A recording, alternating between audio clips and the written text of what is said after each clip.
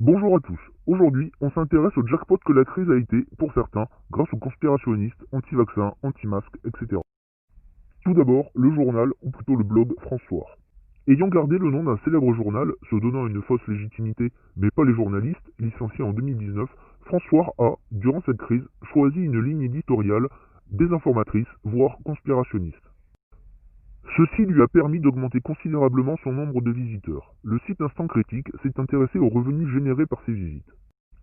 Ils sont estimés à 21 000 euros par mois minimum uniquement pour les affichages publicitaires, donc sans tenir compte des clics sur les pubs ou des affiliations. Il faut ajouter à ça les dons Tipeee des lecteurs. En novembre, la cagnotte atteignait 18 000 euros et ce mois-ci, le 8, elle est déjà presque à 7 000. Le contenu désinformateur rapporterait donc à François 39 000 euros par mois, sans compter les clics sur les publicités et les revenus liés aux affiliations. En deuxième, l'association Bon Sens, où on retrouve Xavier Adalbert, le propriétaire de François, et Sylvano Trotta, qui reviendra plus tard dans la vidéo. L'association revendique sur son site 23 000 membres. L'adhésion, payante, va de 5 euros à 1 000 euros pour les plus généreux donateurs. Mais après enquête, Instant Critique nous apprend le 5 octobre que l'association n'a pas été déclarée auprès du tribunal de proximité, et le 8 décembre qu'un dossier a été déposé mais a été rejeté. Du fait de cette absence de déclaration, Hello Asso bloque les fonds. Néanmoins, à 5 euros l'adhésion la moins chère, ça fait au moins 115 000 euros récoltés par l'association qui, manifestement, ne fait pas les choses dans le bon sens. Troisième invité du jour, le documentaire Hold Up. Le 17 août, les producteurs de Hold Up lancent une campagne de financement sur Ulule en vue de récolter 20 000 euros pour réaliser leur projet. La campagne est un succès et la cagnotte atteint 180 000 euros.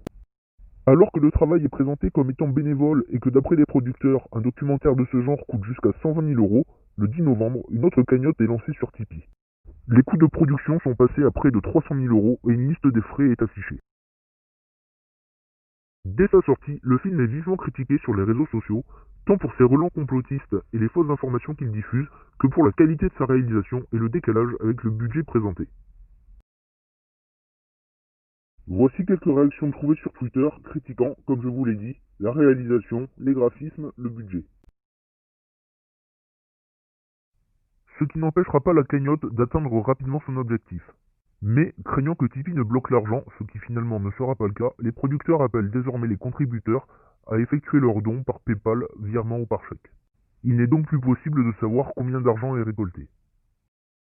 Au bout du compte, en à peine 3 mois, Hold Up a engrangé 342 000 euros uniquement via les plateformes de dons, soit 17 fois le besoin initialement estimé. En quatrième, on a l'association Réaction 19. Menée par l'avocat Carlo Brusa, elle défend ses membres contre les différentes mesures sanitaires. Dans un communiqué de fin décembre 2020, l'association revendique près de 40 000 membres. Sur leur site internet, on peut trouver des propositions pour s'associer à des plaintes, des communiqués relatifs à des plaintes en cours, ou encore des déclarations de responsabilité civile et pénale.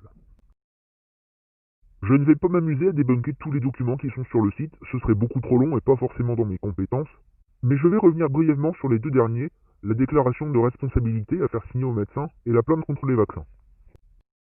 Ce type de déclaration à faire signer par le médecin, c'est le genre de document qui circule dans la sphère anti-vax et n'ont aucune valeur légale. Je vous renvoie en source vers le debunk fait par France Info, qui a déjà traité le sujet, même s'il s'agissait à l'époque de la vaccination obligatoire des enfants. Et comme la convention d'Oviedo est citée, je vous renvoie encore une fois vers l'article Jeu de loi des vaxeuses.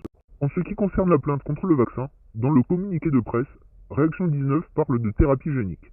Ils sont totalement hors sujet, je vous renvoie à ma dernière vidéo.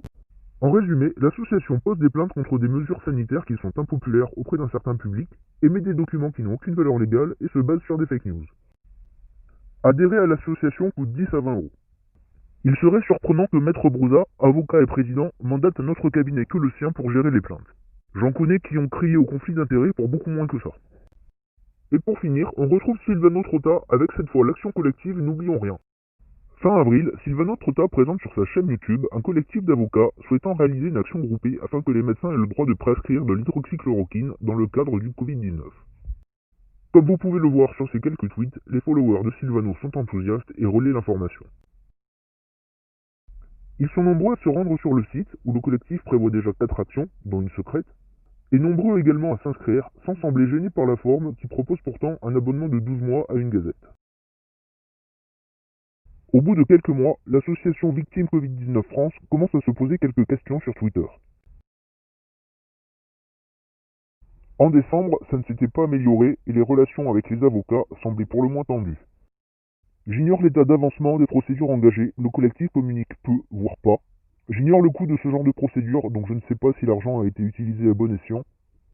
Ce qui est sûr, c'est que 23 518 personnes abonnées pendant 12 mois pour 3,5 € par mois, cela fait la coquette somme de 987 756 €. Pour conclure, faisons un petit bilan de tout ça en ne comptant que les dons et adhésions. François ayant ouvert sa cagnotte Litchi en septembre, on ne comptera que 4 mois de dons. Je vous laisse le soin de lire la somme, et s'il y en a besoin, je vous laisse vous interroger sur le but réel des gens qui prétendent agir dans votre intérêt, soi-disant en vous défendant ou en vous informant mieux. Merci pour votre attention, comme d'habitude, toutes les sources sont dans la description.